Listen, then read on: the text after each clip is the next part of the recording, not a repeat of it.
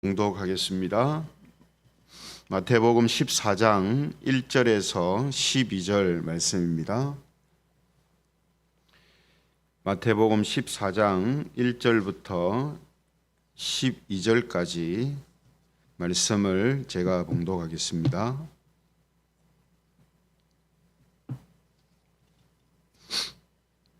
마태복음 14장 1절부터 12절입니다. 1절부터 봉독합니다. 그때에 분봉왕 헤롯이 예수의 소문을 듣고 그 신하들에게 이르되 이는 세례 요한이라 그가 죽은 자 가운데서 살아났으니 그러므로 이런 능력이 그 속에서 역사하는도다 하더라. 전에 헤롯이 그 동생 빌립의 아내 헤로디아의 일로 요한을 잡아 결박하여 옥에 가두었으니 이는 요한이 헤롯에게 말하되 당신이 그 여자를 차지한 것이 옳지 않다 하였음이라.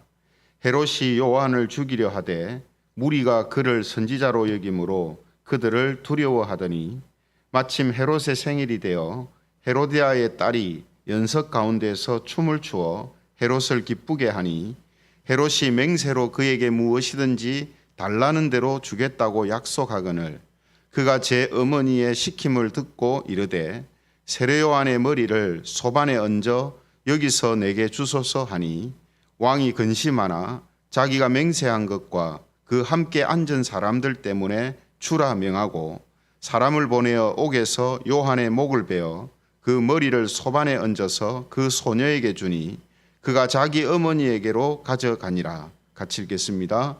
요한의 제자들이 와서 시체를 가져다가 장사하고 가서 예수께 아뢰니라. 아멘. 오늘은 영적인 지식이 있으면 진리로 살게 됩니다. 영적인 지식이 있으면 진리로 살게 됩니다. 이런 제목으로 말씀을 함께 나누겠습니다.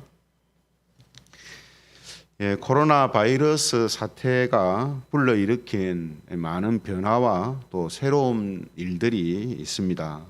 그 중에서 언택트라는 기술과 문화가 이 대중화가 되었다라는 것도 그 속에 하나 포함되어 있는데요.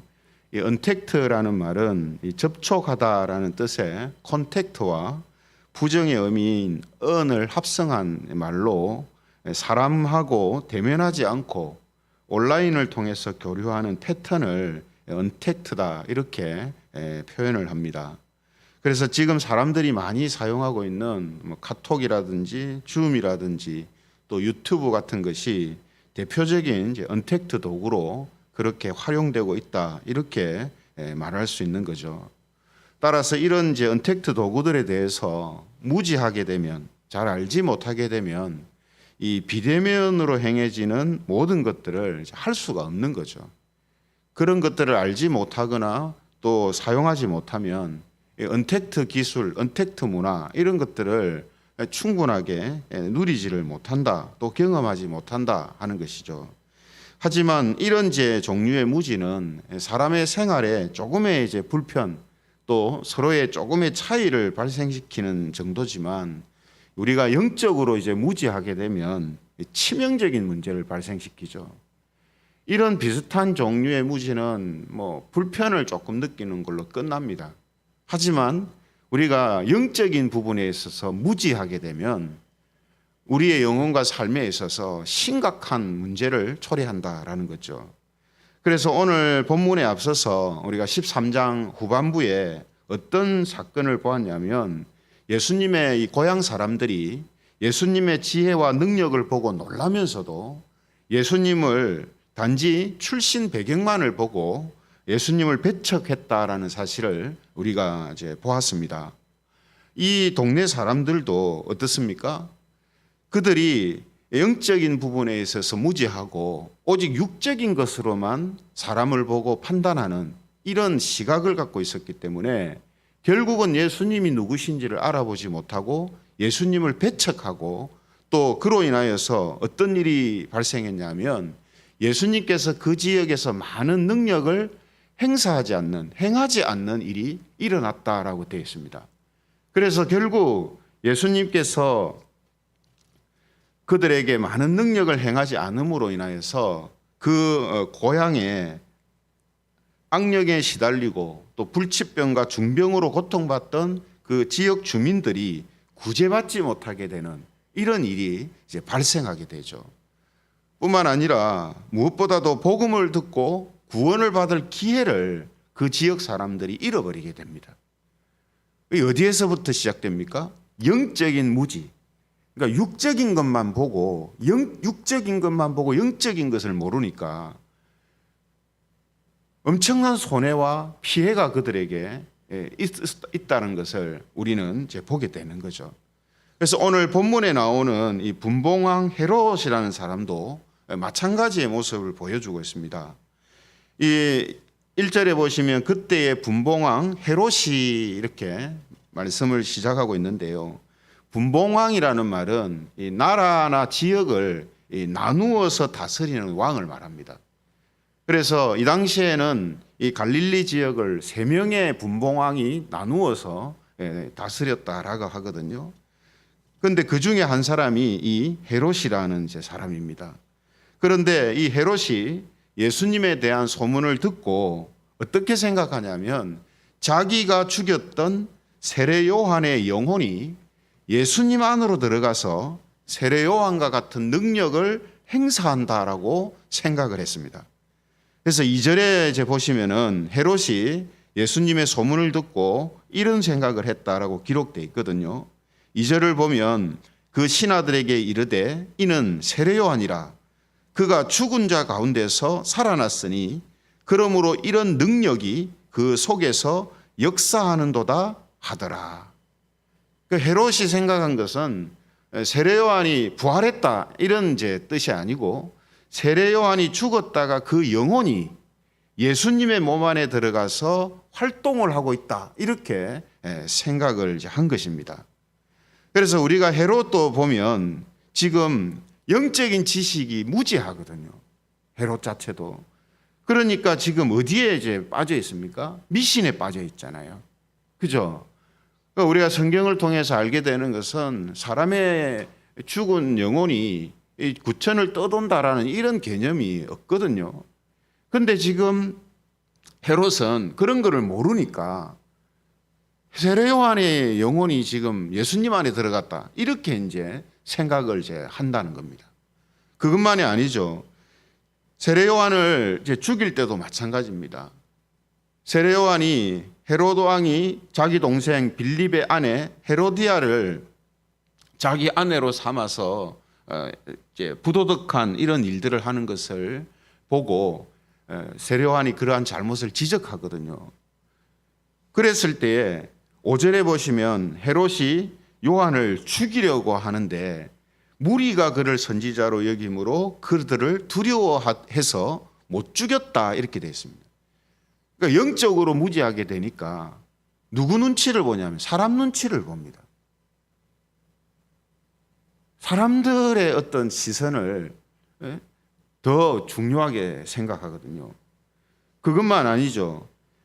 자기 생일이 되어가지고 헤로디아의 딸이 축하연으로 춤을 추게 되는데 헤롯이 맹세를 합니다. 네가 말하는 거 뭐든지 다 내가 해주겠다. 그런데 이 헤로디아의 딸이 자기 엄마의 말을 듣고 세례 요한의 목을 이제 요구를 하거든요. 그러니까 헤롯은 사람들 앞에서 맹세를 해놓으니까 할 수 없어서 세례 요한의 목을 베어서 세례 요한을 죽이는 이런 이제 엄청난 잘못을, 엄청난 죄를 짓게 되거든요. 결국 이런 것도 영적으로 무지하니까 어떻게 해요? 이런 허튼 맹세들을 막 하게 되고 결국은 원하지 않는 살인도 하게 되는 이런 일이 이제 발생하게 되지 않습니까? 그래서 우리가 근본적으로 보면 결국은 세례 요한을 죽이게 되는 이 일까지도 헤롯이 영적으로 무지함으로 인하여서 일어나는 이런 모습이다라는 것을 우리는 알게 됩니다. 더 이제 중요한 것은 세례 요한과 예수님이 누구신지를 모르는 영적 무지에 빠져서 결국은 세례 요한도 죽이게 되고 나중에 예수님이 십자가에 못 박혀 죽으시는 것도 묵인하는 이런 엄청난 죄를 이제 짓게 되는 거거든요. 그래서 우리가 예수님의 고향 사람들, 또 오늘 본문에 나오는 이 헤롯, 이런 사람들의 모습을 보면서 영적으로 무지하게 되면 결국은 어떻게 됩니까? 자기에게 들어오는 복도 차버리게 되고, 미신에 빠지게 되고, 사람 눈치를 보게 되고, 허튼 맹세를 하게 되고, 결국 그런 것과 연관해서 악을 행하고 죄를 짓는 이런 일들이 이게 일어나지 않습니까? 이건요, 비단 예수님의 고향 사람들이나 헤롯만이 해당되는 게 아닙니다. 모든 사람들이 이렇게 한단 말이죠. 또 예수님을 믿는 기독교인들도, 우리들도 영적으로 무지하게 되면 이런 비슷한 일들이 우리한테도 발생할 수가 있다는 겁니다. 그래서 오늘 우리가 이런 말씀을 통해서 다시 한번 영적으로 우리가 무지한 상태에 있어서는 안 되는구나 하는 사실을 우리가 다시 한번 깨닫게 됩니다. 그래서 기독교인들은 어떤 사람들입니까? 하나님께서 그의 영적인 눈과 귀를 열어주셔서 예수님이 구원 주시고 하나님의 아들이라는 사실을 알게 되었지 않습니까? 그렇죠? 사실 오늘 세례 요한의 이 죽음이 갑자기 등장하는 이유도 앞으로 예수님께서 세례 요한과 같은 이런 죽임을 당할 것이다라는 것을 예표하고 다시 예시하시는 이런 이제 사건이라고 할 수 있거든요. 그런데 세례 요한의 죽음도 결국은 사람들의 영적인 무지로 인하여서 초래되듯이 예수님의 죽으심도 사람들의 영적인 무지가 예수님이 누구신지를 알아보지 못하게 하고 결국은 예수님을 십자가에 못 박아 죽이는 결과로 나오게 된다라는 거거든요.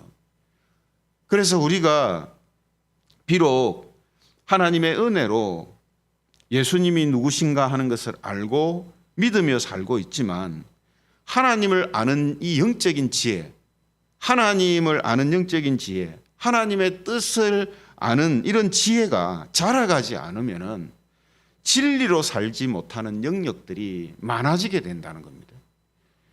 우리가 예수님을 믿기 전에는 다 육적으로 살았잖아요.